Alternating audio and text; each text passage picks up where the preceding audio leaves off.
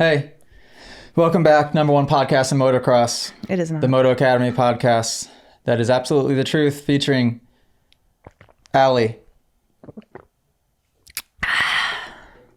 Big So swig of disrespectful. Element. This Yummy. podcast is brought to you by Element. Go to drinklmnt.com. drinklmt.com. Nope, Use that's code not it either. drinklmnt.com/AJCat330. Get you some.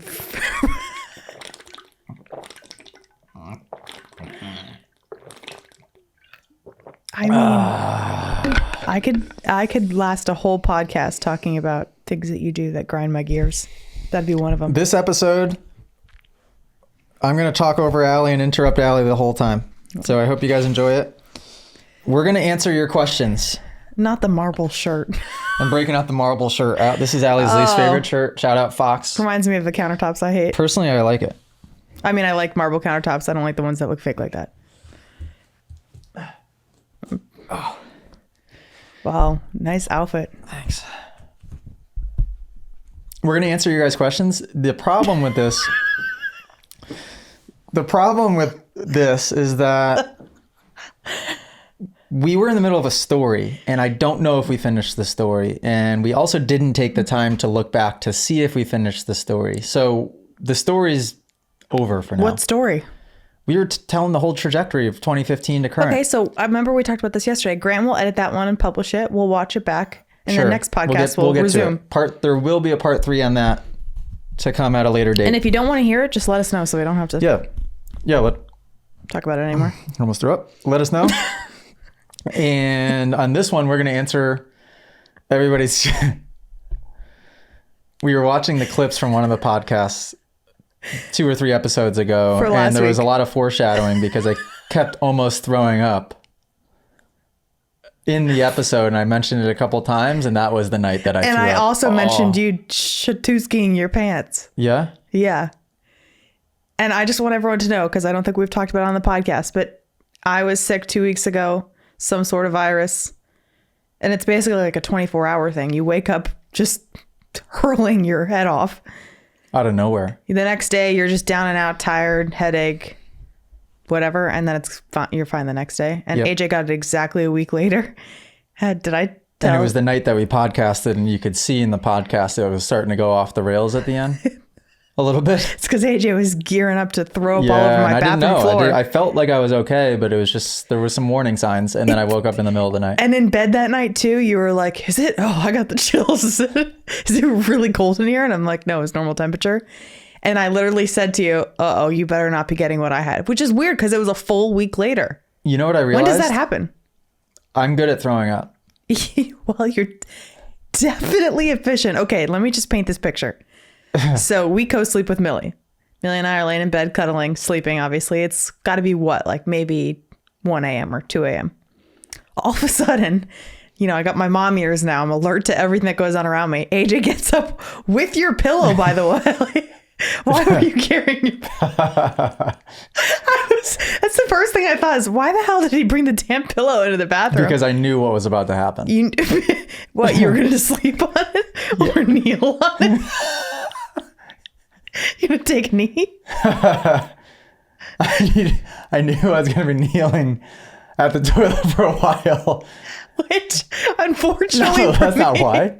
Unfortunately, I knew that something bad was about to happen. I was going to have to sleep on the floor in the bathroom. Okay, so it's for sleeping. Yeah. Okay. I can later.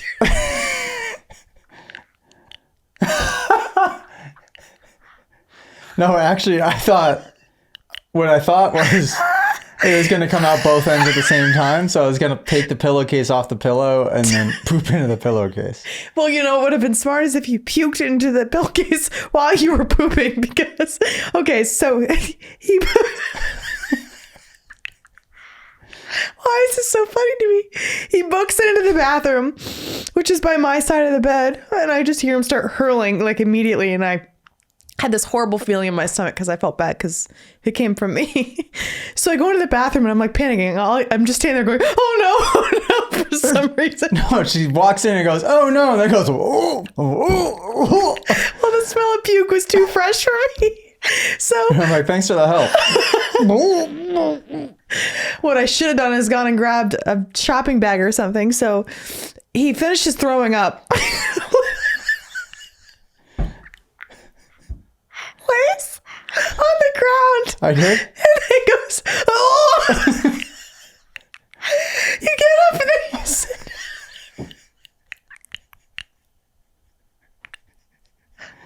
He sits down and annihilates the door. And I'm standing at the door. And while his intestines are coming out of his butthole, he looks over to me. And like, you stared through me, your eyes were complete glass. And then just starts throwing up everywhere while he's pooping on the toilet. I was standing there like, oh my God, I think I'm actually traumatized from it. I can't get the picture of my head out, you staring at me and just It was crazy. for like a whole minute straight. I'm good at throwing up. Yeah, because what happened to me is I got up like 5 times that night to throw up. Because you were resisting. I said, No, yep, it wasn't. you know what? This is about to happen. Let's let it happen. Yeah, and you could have filled up a whole bucket between everything that was going on. It was traumatizing to watch. And then we both had to clean all of it up off the floor together. I don't know how you had the energy to do that. You helped me clean it up. That night? Yeah. And then you fell asleep and you slept all night and then the rest of the day. Much better than what happened to me. Slept the whole day. Yeah. Oh my gosh. Yeah. So that's what happened after one of the last episodes. If you guys wonder what happens in between these episodes, He was foreshadowing. we projectile vomit. So we're going to answer people's questions inside the Moto Academy. If you're not inside the app, gosh darn it, get inside the app. If you guys tried the old app and you liked the community and then you got out of the old app for whatever reason, get inside the new one because the community has leveled up and the app user interface is leveled up times 50, maybe times 100. It's amazing. And what it's done instantly is it's cultivated and raised the level of the community because it's so easy to engage on so many different levels, whether it's in the direct messages where you could do group chats. And I know there's a bunch of group chats. It's like interesting to look at the analytics and see how many messages people have sent and who has sent the most out of each user. And you can tell who's in group chats because it's just like people send so many messages inside that app. It's very, very cool. I spent a lot of time in there sending direct messages, so I thought my name would be at the top, and I was like number 9 Was it Real or 10. GP number 1 or something? Real GP was up there. Madison was up there. Oh yeah. Shout out Madison. Shout out. Driver Jamie was at the top. I'm coming for you, DJ. I lot of OGs was up there. kind of at the top, wasn't I? You were pretty far up.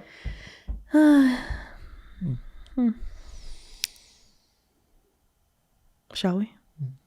Sure. Okay. So if you guys want to ask lot. questions, you can post inside of the Moto Academy app in the community feed and use the hashtag podcast questions. Simple as that. What that does is it makes it so Allie could just pull up the hashtag, search everything in chronological order, and we can hit all of your guys' questions. And You can if submit you see via me, video if or you see photo me or like text. your question, that means we've answered it. Good point. That's how it's we're kinda going to cool. keep track. So if you see a like come in, that means that acknowledged, we've seen it, we've answered it. We've used it. We've used and abused it. Alejandro Dill, 2-stroke or 4-stroke? How would you answer that? What's your preference? 2-stroke, 4-stroke? 4. Why? Sounds better. You think? Which one's Just sounds bigger, So which like, one's sounds 2-stroke? meaner. Give me a 2-stroke sound. And then 4-stroke is like, Oh my God, that was worse than I thought it was going to be. Okay. What was that? How do you make a 3-stroke? dirt bike noise? One's just deeper than the other, right? So you like the deeper tone?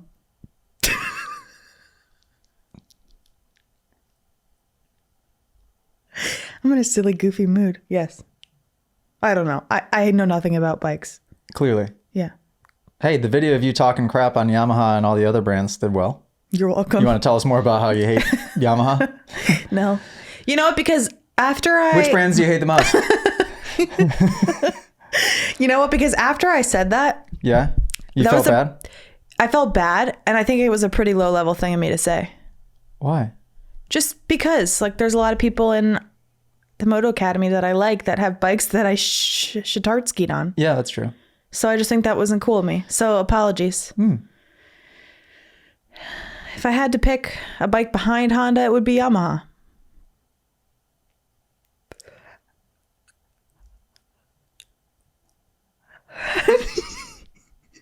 Are you on a gummy? But I feel like I am. I'm just What's going on here? I'm high on life. Grant, help. I'm ready to rip. Grant, help me. Grant, delete anything I say out of this. Shout out Grant. All right, so shout out. Shout what out is it? Jackson. No, shout out Grant because Shout Grant out. likes McDonald's, right? Yeah. Alley Cat likes McDonald's now. You guys want to know what we did? I've been doing it without you. What? When? You were away the last time I did it without you, and I went to the gym, and then after I was like, you know what sounds good? Quarter pounder. Extra pickles, baby. Fries? Yeah, I get a small one, though. I don't go large in a charge like you. We got McDonald's for lunch 2 days in a row. Pretty sure it was 2 days in a row. I mean, It's good. Five Guys it's good, who? but guys, just... Five Guys who? Five Guys stinks compared to... Five Guys I was putting at the top of the list because it was... You were wrong. And I was wrong. I think it's McDonald's. Yeah. And what's interesting is I don't feel... We eat pretty healthy, generally speaking. Definitely eat pretty healthy. And so Very you feel healthy. a certain type of way when you eat that stuff. I feel way better after eating McDonald's than I do after eating Five Guys. I don't notice a difference in how I feel after eating McDonald's. Yeah, that's interesting. Five Guys So what are makes the me wanna really throw up. crappy things with what we're eating at McDonald's? Seed oils, which are like very inflammatory. Are the potatoes? Or are they something else? It's... Are the fries potatoes or is it Yes. something weird? Nope, they're potatoes. Okay. The things that you could argue is that they don't use quality ingredients, like they're not organic, so they're probably full of pesticides. And then Is the meat? it's 100% beef. It is? So, fun fact, McDonald's back in the day before like the health industry came out with their, like the whole reason why they went to seed oils was for like cholesterol. It's better for you. It's lower fat or something. They used to use beef tallow to cook their beef and to cook their fries in. Oh. Which, if you don't know, beef tallow is like, The better option. oh by my gosh, far. it's amazing for you. It's full of so many vitamins and minerals. It's a really good oil to cook in. In fact, I actually use tallow, Kerrygold, or like grass-fed butter to cook our beef in. So they used to do that, which is crazy. But So I will say their stuff is just two-stroke or less. Two-stroke or oily. four-stroke? Oh my God. You're going with four-stroke? You're just jumping ship now. All right. Ugh.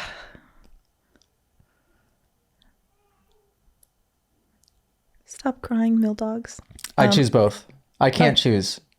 I can't choose two-stroke, four-stroke, or electric. I can't because I like all of it. Well, you would choose a gas bike over electric. If I wouldn't had to pick one bike, let's see. This Can is I how I'm guess? feeling right now. I'm gonna Today guess. is I'm gonna guess. Friday, May 10th. you? I'm gonna guess two-stroke.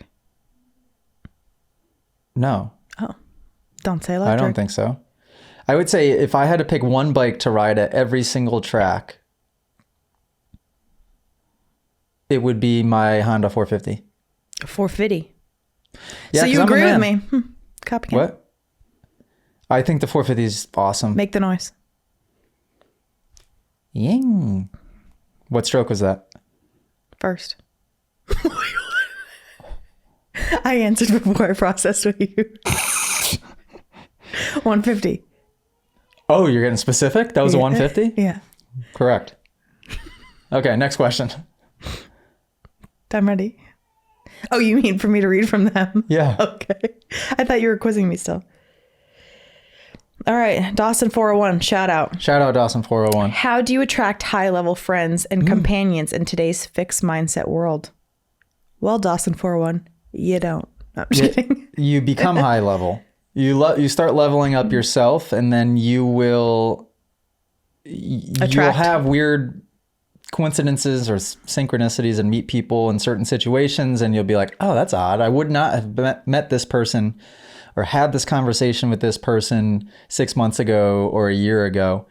I say that to Allie all the time. There's been certain individuals, especially lately, that I've sat down and had conversations with that I'm like, I couldn't have had that conversation 8 months ago. There's no way. Yeah. I wouldn't have even I wouldn't have been attractive to that person for them to even have that conversation with me a year ago. And now I'm able to sit down and like own this conversation and like really just vibrate with like on the same level of that person, like really be with them. Vibey. So that's how. Just learn more and you will start attracting the type of people that you do want to be around. And also you have to know too, like when you start to become higher level, naturally you'll start looking at a lot of the people around you differently. Yeah. You become a better vetter for who you do want to have around you. And made me just value my sensitive. time alone more. Yeah. And super sensitive, like you said. You'll become sensitive to, because you'll just hear people talk in certain ways, and we catch it with when we talk to our neighbors or when you talk to anybody. For old friends. It's just like your antennas are up and you catch certain things that are, like that, man, that. Because if I spend too much time around this person, how are they going to make me feel? And be very, very, very careful with that, because the who you surround yourself with at the cellular level, like that's what the cell will adapt to its environment. So I have a question. You will adapt to your environment. Not to say that this is his situation, because it's probably not, since he's in the app and everything, and I'm sure he had good influence to get him into the app, potentially. Let's say you're Dawson. He's at what, high school age, right? Yep. Or is he graduated already? I think he's high school age. I'd guess he's pretty young. Okay. What if you're starting to become higher level and your parents aren't? I can think of a lot of people whose parents aren't. How can they, like, how does that work? You just have to be able to recognize that you're starting to learn at a quicker rate. It's not to say that you're better. It's not to say that you're smarter. None of those things. Just maybe more open-minded. And that's the key. Like when you're really open-minded and just pay attention to that type of stuff and try to learn, like when you really own the growth mindset, then you start to learn rapidly. Like you can't help but to learn rapidly. And yeah, I think just know when is a good time to absorb information and listen to them, and know when it's not. Yeah, I just was thinking, like, friends, it's easy to choose and say no, yes, no, yes. Have good conversations Parents, with them. Ask questions. See what their answers are. Really think about their answers. Don't just take it as the truth. Again, not to say that you're smarter than them, or that like the answers are wrong, or that most of the answers will be wrong. It's not to even say there's a right or a wrong in a lot of situations. It's just like think about things and reflect. Yeah. And so if Millie challenges you one day, I guess you're pretty... If what? The amount that she's crying is making it so hard for me to focus.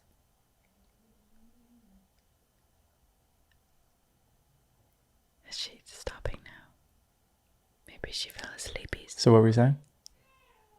I don't know. I was just wondering, like, if Millie starts questioning you one day or challenging you.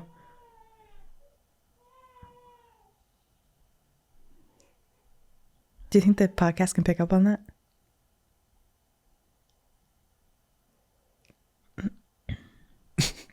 I don't know. I don't think so. Yeah. Good question, Dawson 401. Just keep doing your thing. Keep learning. It's not hard. It's just it's hard to navigate, like leaving old friendships or distancing yourself. I don't think it's hard. I think though that you will realize that the majority of people certainly are fixed mindset. Oh yeah. And you will just begin to recognize it more and more and more. It's not that you can't be friends with those people. It's not that you should ever be condescending to them because you're never better than them, but it's just you will become more sensitive.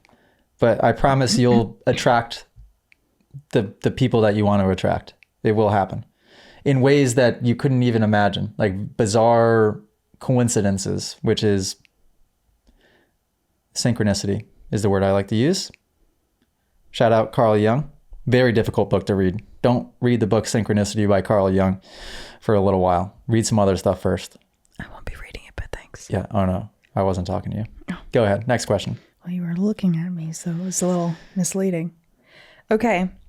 A lot of people said that they wondered the same thing. Shout out Mo Money in the app. He said, how do you break in a new bike? Oh. Okay. I let it run. Somebody piggybacked on this and said, I'd like to know about this, and especially heat cycles. Sure. I will start the bike, let it run for 5 minutes, maybe start it again, let it run for 5 minutes again. By the way, the answer I'm giving right now is that might not be the best thing to do. This is what I do. And then I will ride it for the first time and just be slightly delicate for the first 10 minutes of the riding, just to give it a chance to kind of get broken in a little bit. And then I will absolutely do the oil filter after first ride. That's it. I do not think you have to do anything more drastic than that. But then again, I don't know what I'm talking about when it comes to bike maintenance. So, okay. I will say though that I notice a lot of people just generally speaking, don't let their bikes warm up enough before they go and ride. Like, let your bike sit there and clear it out, give it some time. Don't start it and then just run. Is it kind of the same concept with a car? Yeah, like Allie with the AMG especially, like I was like, Allie, let the thing warm up for a second. No, I wanted to let it rip. And she'd be taking off. This is at like 7 a.m. in the morning. It's like 40 degrees, car's cold. It's like, Allie, let the thing idle for 20 seconds maybe before you take off. I drove a Jetta my whole life. She would give it 0.5 seconds and then put it in gear and take off. Yeah. I'm sure it's probably okay, but it's not the best. It's not the best. Interesting. You're supposed to let the thing come to temperature a little bit. Okay. Yeah. All right. Sweet. Good question. Justin Richer, shout out. He said, what is a good strategy to get the youngsters out of their slump on a bad day in order to be able to still have a positive mind frame for second set of motos if something went wrong in the start of the day? Motivational ideas. Yeah, so you could answer this a bunch of different ways. Great question. I would say that you need to make sure that you are really reflecting on the things that they consider were the huge screw ups or mess ups or mistakes or failures in the early part of the day. Because if you do that the right way, you'll be so interested in trying to learn from that your day won't go off the rails in the first place. So I could answer this a different way and say like, oh, make a game out of it and try to make them feel better. But I don't know. I think you won't need to make them feel better if you could just be like, whoa, okay, hang on. This is no big deal. This happened because why? Because you did this and this. How can you not do this and this next time? Oh, okay, great. Perfect. Moving on. Let's have fun next time. Let's learn. Let's not make those two mistakes. And that's it. I don't know. Is that too logical of a way of thinking of that? I don't think so. That's how I would think of it. Yeah. You can't, if you frame the mistakes and screw ups and bad motos as a bad moto, then you're going to constantly be trying to dig yourself out of a hole. You have to look at each little thing as with a microscope and just try to figure out, okay, how can I learn from this to not do it again and to just get a little bit better? That's it. Yeah. Would you answer that differently?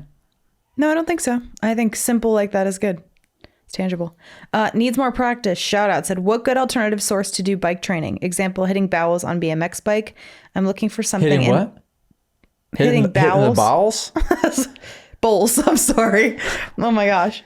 Hitting balls. Example, hitting bowls on BMX bike. I'm looking for something in middle of the week that's fairly easy to get to after work. Yeah, I feel like that's the hard thing about riding a dirt bike is it just seems like you were saying this last week when you went trail riding, like it just seems like no, you went to the track. Yeah. 508. It just seems like a whole process to be able to do it. It's like not simple. Yep. And I enjoyed trail riding the other day because it was able to leave straight from my garage, saved me 3-4 hours of my time. I got lost in the woods for a long period of time. And it still saved me a few hours on the day to just not have to pack up and commute. So if you're trying to find like cross-training activities, picking up anything else that is two wheels going straight is a good move. At one point, I'd go to the skate park and I'd bring my BMX bike. This was when I was like, I don't know, 12 years old. I'd bring my BMX bike and I'd bring my scooter and I would just ride both. And I even found that the scooter was helpful because it was the same exact position. And then the BMX is especially helpful. Mountain bike, especially helpful. Hit a pump track, go pump through the bowels at the skate park. Whatever. Because it is the same exact thing. And a lot of what I learned jumping wise, a lot of the confidence jumping that I was able to cultivate happened on the BMX bike first. I've even talked about this before. A lot of it happened on the trampoline bike. The tricks did specifically. Tried on the trampoline bike, would hone it in on the tramp bike, and then I would switch over to the real BMX bike, learn it on that, and then I would go to the dirt bike. So yeah, and a great way to stay in shape. Yeah. Great way to stay in shape. Cool. Family Guy reference. You wouldn't understand any TV show or movie reference, but somebody will understand it. Shout out to you. All right. Caleb Hansen said, first, shout out Madison for being the best dirt bike buddy. She's really good people. Thankful for TMA. Allie's been smoking. Just cut it out. Thankful for TMA for existing to create connections like that. Second, when I'm pushing the pace, I can feel my body slip into autonomy. How can I push that speed and still be present and thinking through it all? Or is that actually a perk, having trained your body to do it correctly without consciously injecting, like what you call flowing? Thanks. Shout out Caleb. Excellent question. Repeat it. He said, shout out Madison. Okay. Second, when I'm pushing the pace, I can feel my body slip into autonomy. How can I push that speed and still be present and thinking through it all? Or is it actually a perk, having trained your body to do it correctly without consciously injecting, like what you call flowing? Thanks. Excellent. So there is a sweet spot of where you are at skill-wise, in the effort that you can output and the speed that you can be going to find your flow state on the bike. If you are going too slow, your mind can start to wander, I think maybe too much, although I don't think that's the case. I think that anything within your comfort zone, you can find flow if you know how to think. If you are pushing beyond it, everything will feel very, very forced. And you'll actually surprisingly be able to get in your head more in a negative way. The key to finding flow is to not think. In that, don't overanalyze. So if a thought comes in, you just observe it and then you just let it float away. This is what meditation would be. You should be really, really intentionally focus with where your vision is, and you can give yourself cues every once in a while. For example, there's a certain left-hand turn on a track. If I know I'm putting my inside foot out for that turn, I will think about my hips for a second. So my conscious thought will then only go to my hips for that one turn. The right-hand turn after that, I'm writing 508 in my head right now. The right-hand turn after that, I really focus on getting good wheel chatter and just braking the right way. So my conscious focus goes to the brakes. In the middle of that turn, I stand really deep through that turn. So I focus on just trying to not let my head fall inside of the bike. So I guess my conscious focus just shifts from one simple task to the next simple task, one thing at a time. I don't feel overwhelmed. I don't feel like I'm not focused to where I'm just thinking about a million things, which I think is what happens to Aiden. Aiden gets out there and his mind will start to wander and he won't be focused on in the present moment on the task, and everything goes out the window. The tricky part is when you're focused on one thing consciously, going through the corner, going through the section, everything else will become automatic. So that's where you have to have patience in your progression, because if you have 5 other bad habits, those 5 other things are going to go downhill when you're focused on that one thing. There's just zero question. They're going to go back to what your automatic is. If your automatic is the wrong way of doing it, just be okay with that because you're focused on one thing. That applies to like everything in life. But that is why we practice. You practice so that you can fix all of those bad habits, make them good habits, put all the pieces of the puzzle together, get into your flow states where everything becomes automatic, and then you're doing it beautifully the right way, like Jet would be. Oh. Cool. Good answer. All right. Fat Header. He asked, best approach back to riding after being released from an injury. I know you probably have already given feedback before, but the more you hear it, the more it becomes ingrained. Or new listeners. Good day, TMA family. Shout out Fat Header. Coming back from an injury. First of all, while you're injured, well, first of all, heal up if this is for you. Second of all, spend the time while you're healing to learn. Read some books, level up the mindset a little bit. That never hurts. That should be a consistent thing, whether you're hurt or not. And study more footage than you normally would. So pop on a race, watch Jet for a little bit, hop inside the app, watch a couple of the modules, and even if it's something you think you're good at, even if it's the thing that you're absolutely the worst at, just watch some of it. Keep it fresh. You'll start to download certain things. You'll start to just recognize things that you didn't recognize before. That way, when you hop on the bike, now you have a better game plan of how to approach your time back on the bike. And what I would say is isolate. So like go to if you have the opportunity to do this, ride a turn track, a figure eight, or a circle track for the first week when you get on the bike.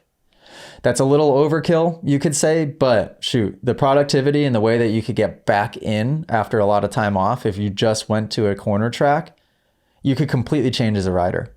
If you hop right back in, you get dumped into God forbid, a race environment, but like a track and there's 20 other people out there and you're having to worry about jumps, bumps, ruts, corners, 20 other people, all of these variables, guess what you're going to do? You're going to go right back to the fight or flight of what you used to do a year and a half ago, last time you were riding, and you're going to be the same crappy rider that you were before and make all the same mistakes that you were making before. I see top pros do this where they get hurt, they come back and they look like the same rider. And it's like, man, you just wasted all that time off. Would you say that's the case with Faulkner? Yeah. Did he look any different this year? No, looked the same. He did try to focus on new things by hiring Rhino, right? That's a good step to put some conscious effort into, changing yourself as a rider, but that's not going to happen in a couple weeks. It's not going to happen in 3 or 4 sessions. I don't know how much he worked with Rhino. Let's say even if you did it for 3 months, once a week, twice a week for those 3 months, it's not enough time. I don't think. Not when you're... I asked him specifically because he's someone I know of like that's always crashing and injuring themselves. Yeah. Who's another person? Oh, I don't know. But there's been multiple examples where I've seen somebody come back and I'm like, okay, I'm going to pay close attention to this guy this race because I know he was just out for 6 months with an injury. What'd he do with his time? Let's see what he changed. Maybe it was McAdoo this year. It was, there's somebody that stood out and I was like, they look exactly the same. And yeah, I mean, if I was trying to do this as a living, I would just go watch Jet. Go watch Sexton. Is Sexton, I know Sexton's like good. I don't really know that much about him. I feel like he kind of came out of nowhere. Yes, Sexton is probably, if you were like to write up a book on fundamentals, I think Sexton would fit better into that than Jet would. Technically. Really? Yeah. Why is that? Well, Jet lets his feet get sloppy sometimes, more than Sexton does. But it seems like Sexton crashes. Sexton crashes more because there's 2 things. One, he will turtle shell himself and he'll hunch quicker than Jet would. Jet his hips almost never come out of the anterior position. They'll like almost never. His fangs are always tooted up. Sexton, yeah, he's always tooting that thing up. Sexton will hunch sometimes, less this year than other years, which is good. And then Sexton had an issue where I haven't seen this, I don't know if at all this year, where he would override the track for what it was worth on that given day, where you see Jet is very, very strategic. He always looks like he's just cruising. He looks like he's just going slow. He's not overriding certain sections. He knows when to go slow, super slow. And you would see Sexton like lean it over and like bar drag through a corner. And you're like, that corner can't handle that. And sure enough, a lap later, he'd push it. Yeah. Does he have a trainer? Like on the bike trainer? Yeah. I don't know. I don't think so. His dad's really involved. So I don't know if his dad is like a Dazzy or not, where Dazzy is the eyes on Jet and Hunter every day, telling them what they should fix and what they shouldn't fix, where Johnny O'Mara did you ever meet him? I've never really even met him. Seems super nice. No, but that's who trains Jet, right? And Hunter. But like from a distance. right? From a distance, completely, basically from a distance. And I think he just draws up their program as in like, okay, this is how many laps you do Monday. This is how many laps you do Tuesday. Oh, really? Yeah. And does Johnny... Definitely, he goes to races with them. So I'm sure it goes way, way, way beyond that. But... And so is Johnny O'Mara. Did he race Supercross? Or? Yeah. Very good. Oh, really? Yeah. I don't know how good, but very good. Like how long ago? Like championships, probably. I should know that. How long ago?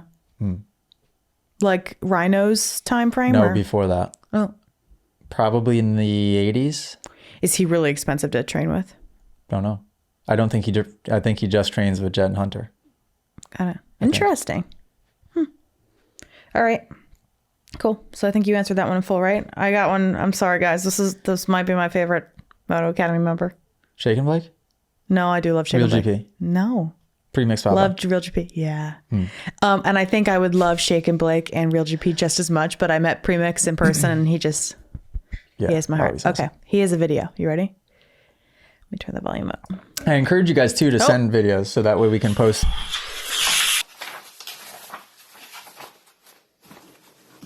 Hey, AJ, can we talk about being in the alpha state before we go do our ride drills or even race day? Thanks, man. Beautiful question. Reading Mindset by Carol Dweck and The Genie Within simultaneously. He's double reading.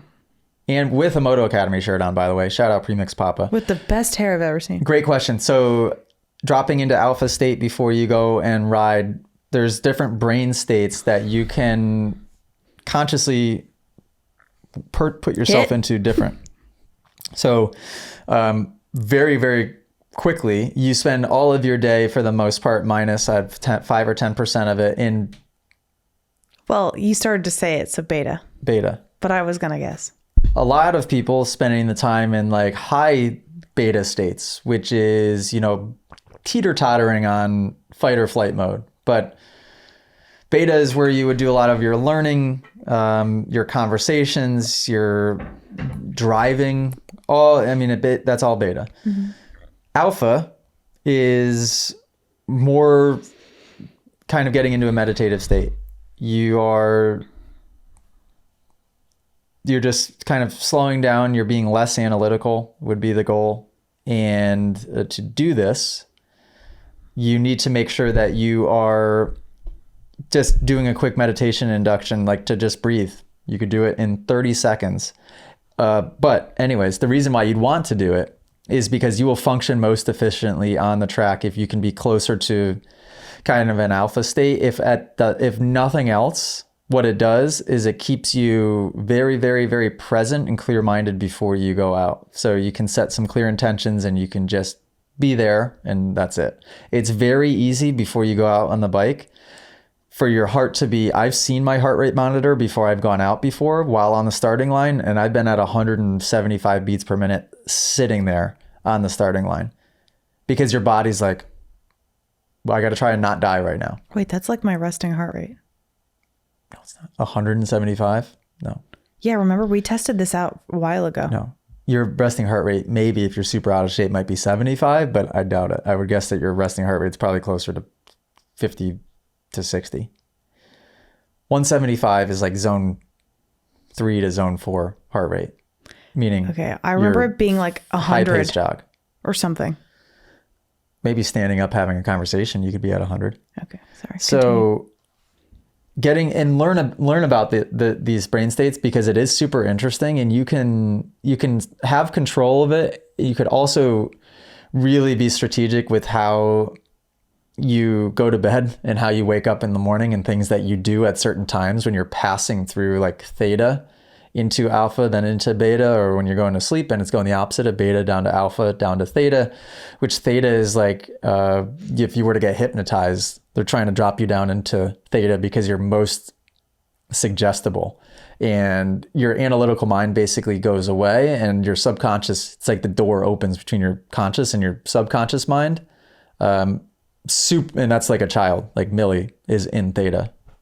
As we speak, she's in theta. She's like a big sponge. Yep. So getting into alpha is super important. A good way to do this is just to take 10 deep breaths in through the nose, out through the nose, and then on the 10th one, exhale for 30 seconds. It's a long time to exhale, but Super long. do 3 sets of that if you want. 30 seconds exhale? Sure. Wait, you just made that up? Yeah. Okay, well that's... Good. Try it. All right. And when you get good at it, you could go from having to do 3 sets to maybe just 2 sets to maybe just the 10 breaths will be all you need. And yeah, better yet, have one thing. This could be like mantra meditation in a sense. One thing that you remind yourself of and think throughout that meditation if your mind does start to wander, and it kind of anchors you back to one point of focus. Because when people do the breathing exercises, a lot of people convince themselves that they're not good at meditating, or that they're not good at just sitting silently and breathing because they think that their mind wanders too much. There's no such thing as not being good at that. You just haven't practiced it enough yet to clear your mind and to think of nothing. The more you do it, the better you'll get at it. The more you'll be able to observe your thoughts literally as the observer, instead of just like getting stuck in this emotional whirlwind. You know what's really interesting is I had this thought, and we talked about it a couple weeks ago. So I'm trying to stay off my phone more now. And we went to get coffee at Heirloom Market. Remember me telling you this? And I didn't have my phone. And I said, it's funny how much more I just noticed. Yeah. I noticed so much more. And it made me think like back in the day before phones were a thing. Like imagine how clear and level-headed people were. What was going through their minds without phones. Like that's why we have such a hard time focusing now, is like we have everything we could ever want at our fingertips. It's so easy. Yeah. You should, if you open up the Safari and you look at all the tabs in my phone, it's like overwhelming. So people don't learn themselves because they don't spend much time sitting alone with no distraction, just having to be with their thoughts. A lot of people can't do that. It's hard. Yeah, it's difficult. Everybody can do that.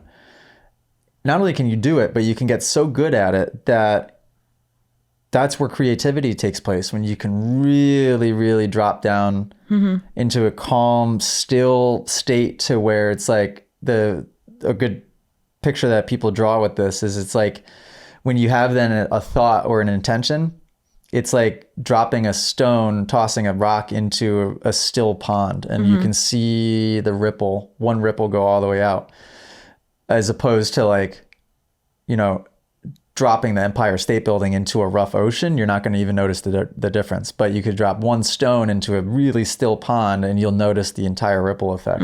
So you'll become extremely productive and intentional and really, really, really good at accessing creativity. So there's a lot of reasons for you guys to do that and practice. And I can suggest book after book after book to help get you there. Get inside the mastermind. Get inside the mastermind in the Moto Academy app. It's the highest tier that we offer. You get personal mentorship from me. And not lots to say of I'm friends. the authority, but I'm just learning with you guys. And we do live streams on a weekly basis. We have cool guests come into the live streams. You guys can pop on, ask us questions, be a part of the conversation. We've got people in there building and starting businesses because of the mastermind. The goal is we're just all trying to level up in business, life, relationships, just sport. a group of motivated people. It's great.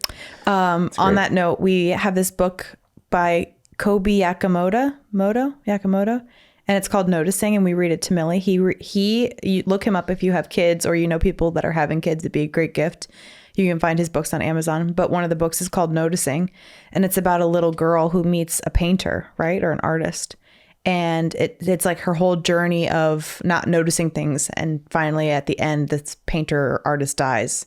And by the time she dies, this girl talks about like all that she notices in the world because she started paying attention. And it's crazy. Like that one day where I was waiting for you, you ran in to get coffee. Millie was sleeping behind me and I didn't have my phone. It was a busy time at the coffee shop because it was a weekend. So I was in there for like 25 minutes by myself. And it was amazing. It's a spot we had been to 100 times. And I was looking around and seeing things for the first time that I'd never seen before. And I'm like, oh my gosh, this is crazy. Like, this is wild. How have I not noticed this before? It's right in front of my eyes. I do it sometimes when I could be sitting on the toilet in our bathroom. And I was doing it a second ago in here. And I'll just kind of do this. Yeah, I was doing it a second ago too. And you will notice things Yeah. that you never even noticed were there. Yeah. Because you're just, that's kind of honestly, it's sort of just the key to life. Is just noticing things and just being present, kind of just being connected with it all. All right. And that's it. Okay, that's it. That's it. Putter. Shout out Putter. A lot of OGs I would firing like questions to up. hear about how to remove the excuses we convince ourselves are real that keep us from starting the hard part of a journey we know we need to take. Hoping for a world record length podcast. Putter, sorry to disappoint you. This will not be a record length podcast. We are already at 46 minutes. Fabulous. Another 14 to go. Oh. Great question, Putter. Great question. Repeat it one more time. I struggle with this big time. I'd like to hear about how to remove the excuses we convince ourselves are real that keep us from starting the hard part of a journey we know we need to take. Hoping for a world record length podcast. Okay. I've got kind of an answer. Can I go first? Yeah, it's your podcast. Take it away. Excellent. So what that is when you have an idea or want to move forward on something, and then the thought pops up of, hey, don't do that. You can't do that. People are going to think this if you do that. You don't have the money to do that. Whatever the excuse is and alibi, whatever it is that pops up, and the story you're telling yourself is your automatic subconscious program just trying to remain within what is known, right? Because if you have the idea and want to go do something to like make that first step towards trying something new and different and like leading a different life and changing your identity, it is completely unknown. And all of your habits, which make up your subconscious mind, which is you, right? It's you accumulated over time. It's the past you. Want to be living in the past because the past is familiar. So you just have to do it. You just have to do the thing and make the first step.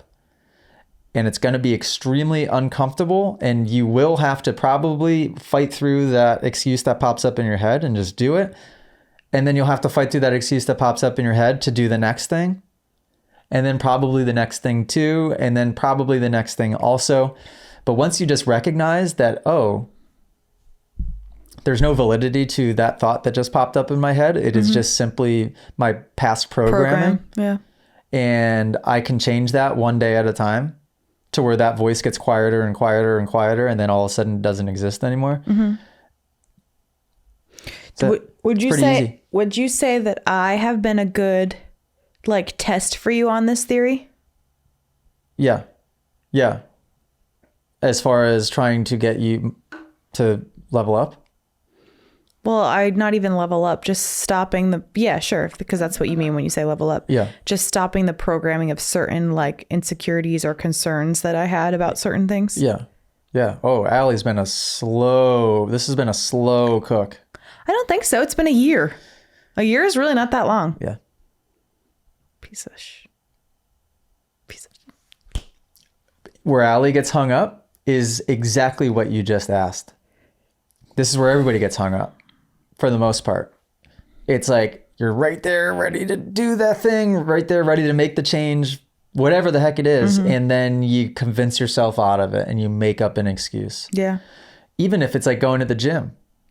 It's crazy the excuses that you'll make up in your head of like, oh, I'm a little tired today, or it's raining outside. I didn't sleep super well last night. You could play that game all day long because you always come up with a different excuse. I don't make excuses about going to the gym. I want to go to the gym. I'm just in a place right now where my body's extra run down and I'm trying to not make it worse. That's all. And I also recognize certain days like, yeah, but just like cold plunging, I've never seen you come back from the gym and be like, that was a bad idea. Well, totally. But over time, those things can have effects on me if I'm not, like going to F45 all those years caused me extreme stress and like adrenal problems. I felt great every day when I'd get home, but then over time it was clearly too much for my body. So that's sort of different. So there's the two type of people that I see are that type that really struggles to just start because they're so worried about listening to that inner voice of talking them out of it, right? That's probably the most common. And then the second type of person that I would see would be the person that does start, but then aborts mission and shifts focus right away. Yeah. They take up this thing, they drop it. They take up this thing, they quit. They take up this thing, they shift to something else completely. And it's like, oh, you got all the right tools to be making something happen here, but it's just that stick with one thing. I mean, don't stick with one thing that you don't like, but let's try to narrow focus a little bit here and be specific and stick with something indefinitely instead of just like starting and stopping and starting and stopping. And I see that a lot. Yeah. But at least they're starting. With people close to us too. All right. Shout out Dixon Balls. Okay. Oh, people are starting to answer some of the podcast questions. That's funny. He said, "Hey guys, I have been struggling with time management lately. My first business, I made myself way too available. He didn't put a period there. With my new one, I am not doing that, but it still obviously needs nurturing. I'm super curious to hear about how you guys plan your days. What do you do when things come up? Are there different levels of planning for you? Must do, should do, nice to do? How do you handle people needing your attention? How do you assure that you are successfully on track for the day?" This is our worst thing. Yeah. I would say we were very good when Millie was born because obviously we had a new focus in our house. But usually we wake up and AJ would be like, okay, I need 2 hours today. Obviously you work more than 2 hours a day, but you'd be like, okay, specifically I need 2 hours today to get this, and this done. And then you'll say, what would you like to accomplish today? So I feel like asking those things first and then making it clear what each other needs to work on is a really good trait. Yep. Does he work with his wife still? If you have the flexibility that we have, it gets dangerous because then it's all gray. Then you could float through a day. You've got to, map out the time. Yeah, I would say it's definitely a struggle, but you're really good at prioritizing. Usually AJ, if something's a must do, no matter what's going on around us, Millie could be bawling her eyes out. I could be stressed out or needing you or whatever. Fortunately or unfortunately, you're very good at stopping and handling that thing right in the moment. Yeah. And that doesn't have to be done either, usually. No, it doesn't. So yeah, we're not very good at it, but I will say what's worked for us is mapping the time out and sticking to that mapping out. Same thing. It's very easy to, map it out for a couple of days and then fall off the rails and not map it out anymore. And then come up with some excuse as to why. It's like the person that goes to the track and you tell them to get training and they're just like, oh, I'm just having fun. When really that's just their excuse because they're afraid to get better. Well, that might not always be the case. Why else would somebody not be money training? No, you can go on YouTube and watch all of my stuff for free and become a better rider. You're just making an excuse because you want to stay the same rider because it's low level. You want to remain in the same thing. Okay. It's easy to make those same weird excuses with the lack of daily schedule. Yeah. And especially now that I'm not working. Yeah, we can do whatever the heck we want every day. Well, any day, every day. Well, which is great. But actually, it's very it's more difficult than people would think. AJ says that, but last week there was something I really wanted to go do. Or this week, I mean. She wanted to go to Maine. I said no. All I want to do, and Maine, I've been dying to go to Maine for years now. I grew up in Rhode Island, never went to Maine. I don't know how. Finally, the weather was going to be good on these 2 specific days. Beautiful. And it's not high season yet. So this normally expensive hotel was like very reasonable. Perfect opportunity to just go. And you turned me down. I tried hard too. And you wanted to go woods riding one of the days, which could be done any day of the week. Shout out. Shout out the woods. So when you say we could do whatever we want when we want, it ain't true. I don't believe you. You don't need to believe me. The proof is in the pudding. I always try to tighten. It's like no matter where you tighten this thing, it falls to the same spot. Have you ever thought about just keeping focus on what we're doing? I've been focused for 55 minutes and 7 seconds. You always find something to fixate on, though, in a podcast. It's either like the box on the mic that you're yelling at me for or the mic being in the wrong location. The mics are the problem. Is the mic too far from my face? I don't know what would be. Yours seems perfect. Thank you. I am perfect. Next question. I thought maybe we would wrap up the questions now. Hey, your slippers match these chairs also. Hey, what do you guys think of the new chairs? They're not as comfortable. I like it. But they could get less they're going to break in. They're going to Yeah, and I can also, there's no pillows in it. So I can get some pillows. It needs a pillow, I think. Yeah, I can get some pillows. But when we do that, we'll have to change the focus on the cameras. These cameras, manual focus is, I think it's the lens that Cam got specifically, because it does have that depth of field. It is very easy to undershoot or overshoot the focus. So I don't know if you guys have seen clips of like the early days of this studio specifically. At some points, the mic was the thing that was in focus. Sometimes it was the clothing rack behind you or the wall behind you. It's like, it's so hard to get the focus right. Okay. But when it looks great. 2 more? Well, there's plenty, but we would be going for a long time. Great. Okay. Jake Struzik. Jake Struzik. Oh, boy. How do people get better at passing people? How do people get better at passing people? That's something that, like, as somebody that doesn't know much, when I watch a Supercross race, it seems like it can be extremely impossible. Oh, yeah, well, especially in Supercross, because everybody is so good. And everybody's Or also, if they're sketchy. everybody's also riding like the same lines or line. It can be really difficult. It takes a lot of forethought and a lot of planning. So what you typically see from somebody that isn't very good at passing yet is that they try to make a pass happen right now. And it's like, whoa, buddy, you were 6 bike lengths behind. Like, what were you trying to go for a pass for? Set it up for a lap, make it the next lap in that same corner. If you know that's your strong spot, you got to set that pass up a little bit. A lot of times pros, when you see them make a pass, that pass was set up 5 laps ago or a lap ago, or at the very least, they knew where their strong point was and then they set it up 2 or 3 turns. But it's almost never set up in 2 or 3 turns. Like a pass, I can at least speak for myself. This is how I ride. It's like a chess game. You are playing chess to figure out where that person's weak point is, where your strong point is. And if those 2 things are the same section, that's going to be an obvious decision to make. But you have to just try to assess all of that and quickly make a decision. So it's then plan it out and then execute. So it's probably easier racing Supercross because you're racing the same people every weekend. So you know what those riders are capable of and what their weak points are, right? That's helpful. Totally. Because if there's a track with big whoops and I come into a whoop section and I know who the rider is, I'm going to know how much better I am than them in the whoops. Because you're good at whoops is what you're saying?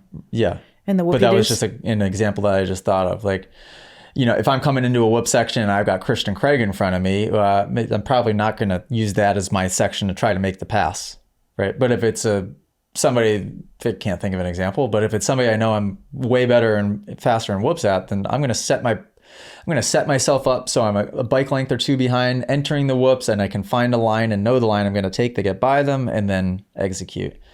Yeah. And the mistake I would see from people that aren't good at it yet is they just have no freaking idea and they just go for it. And they make themselves a danger to themselves and the person they're trying to pass. Dangerous because that's when you get like the T-bones and the random collisions, and it's like, well, I was just trying for the pass. It was like watching the J-Luke Swold try to pass gosh darn it, we just had him as a guest instructor, Seth Hamaker, in that sand section. Triples in and then just completely annihilates him. In the interview after, he was like, oh, I just was, riding hard trying to make the pass. And in my head, I was like, he wasn't even close to him. Like, what was he seeing that we weren't? Because that was pretty obvious that like he was nowhere close enough. And I think that just comes with lack of experience and lack of just forethought, lack of planning. Interesting. That's a good question, though. Which, this is important to add, is impossible to do. The planning is impossible to do if you're riding on the ragged edge.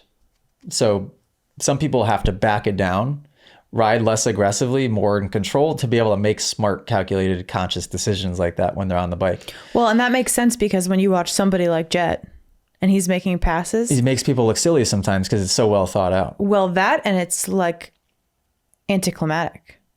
Like it's slow. It's not super exciting. It just looks like he's passing them.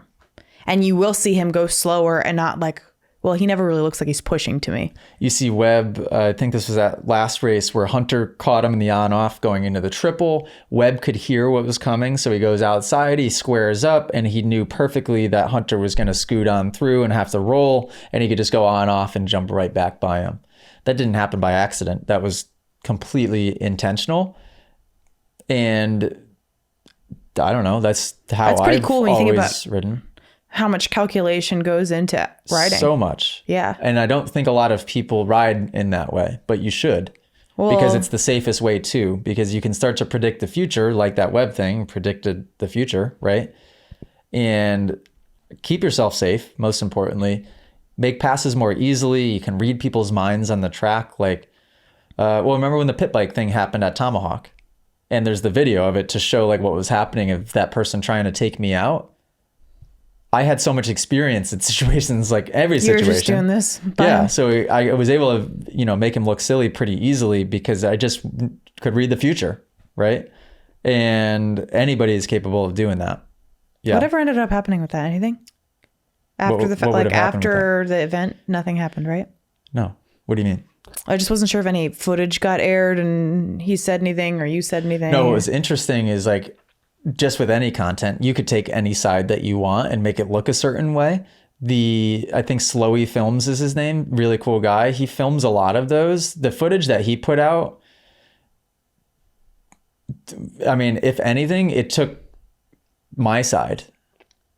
Which was... But not really. It kind of just showed random stuff. It didn't really take one side or the other. But I thought what was going to happen is because I thought he was working for the promotion, that they were going to try to do something to you to try to make me look bad. Which the promotion did, right? Tried to put up something. Yeah. But even in that, it made them look bad still because it was such an obviously lopsidedly unfair situation.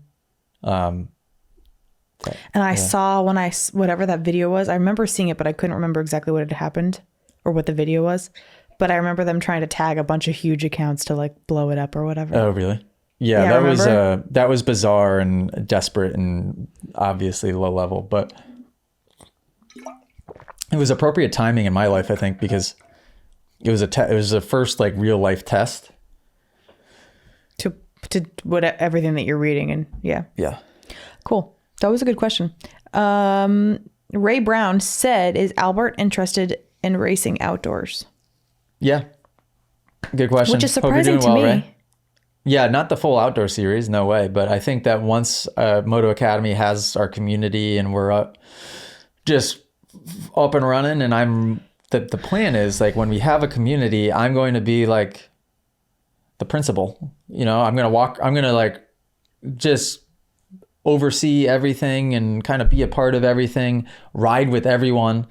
So my plan is to just basically ride a lot with every group that's there, so I can work with every instructor that's there, add in little helpful tidbits and train people when I need to, and I see if somebody's really struggling one-on-one.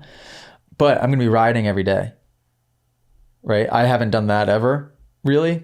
When I trained with Jet and Hunter, I rode a ton. I had focused training, but it was for a very short period of time. If I can start doing that every day, basically, for the foreseeable future, years, I'm going to get really, really fast and really in shape, and I'm going to want to race. Yeah. I guess I'm just surprised outdoors. Outdoors seems so unappealing to me. It's fun. Really? Yeah. But you're going way faster, so it's a lot more dangerous, yeah, but there's right? tracks that you can pick that don't feel fast. Do you like the one in Maryland? What's that one again? Budds Creek. Budds Creek, yeah. Budds Creek feels slow because it's technical. All the tracks that I like don't feel fast. Yeah, good question. Wouldn't want to do the whole series, no way, but picking certain tracks, absolutely. Absolutely. Cool. Great questions, guys. Did you mark all those as liked? I give them a little like you do, yep. Okay. Sweet. Get inside the app. Also, if you're inside of the app, you're automatically entered to win my custom built CR125 built in Italy. Hallelujah. We're getting it out of the garage. I've been wanting to get rid of this bike for a while because the MRX02, the $250 for 5 gallons race fuel that I have in that bike stinks up the whole house. I mean, there must be something wrong with our... I mean, that bike can be outside and the whole house will smell like MRX02. Yeah. So therefore, I'm giving away the coolest bike of all time. And all you have to do to enter is just be inside of the Moto Academy app. So go to the motoacademy.com, click into the global community tab, or just click the big old 2-stroke banner and it'll bring you to the tab. and subscribe. June 14th, we're picking a winner. Also, quick. you can, by subscribing, you get 1,000 entries. And by purchasing apparel on the website, you get bonus entries. Every $1 spent, you get additional bonus entries. Do you have that good apparel on the website right now? We have some really cool stuff on the website. Also, there are periodic bonus entry periods. So if you guys see one of those pop up, that means that for $1 spent, maybe it's 2 times the entries or 3 times the entries. What about buying classes? Oh, crap. Buying classes now applies for that. Yeah. So actually any $1 that you spend on the Moto Academy website, period, is additional bonus entries. So if you sign up for a VIP ticket, we offer VIP tickets now for classes. If you guys get one of those, $395, sign up for a class, that's 395 bonus entries to win that 125. But you have to be a subscriber in the app. Okay, that's what I was going to ask. So that will get you the initial entries. And technically, being a subscriber in the app is the best bang for your buck. Right, because you it's can get it 1,000 as entries. low as $9.99 a month, and it's 1,000 entries. $9.99 a month, and it's 1,000 entries. Sign everyone in your family up. So that's why I wanted to make it the biggest bang for your buck. But also, we've got people in there buying apparel and signing up for classes, so they're earning those bonus entries, which is super cool. June 14th, we pick a winner. It is in the U.S. only for the bike giveaway. Let me be clear on that. Legally, it has to be in the US only. Unfortunately, I want to figure out a way of doing that differently in the future. But what we do for global giveaways is the trip giveaways. So the trip giveaways, all you have to do is be an app subscriber as well. And we've picked people from all over the world. We're going to the UK next month. Going to the UK to visit Mark II 4 inside of the app in June. That'll be fun. Next month, we've flown in people from Puerto Rico, flown in for Christian from the Netherlands. We've flown in people from all over the United States. Flew in Jackson from Canada for some reason. Then we hired him for some reason. It's epic. It's an epic community. Yeah. So yeah, get inside of there. Thank you guys for listening. #1 podcast in motocross. Made it. Another Alley episode. Bye. Toodles.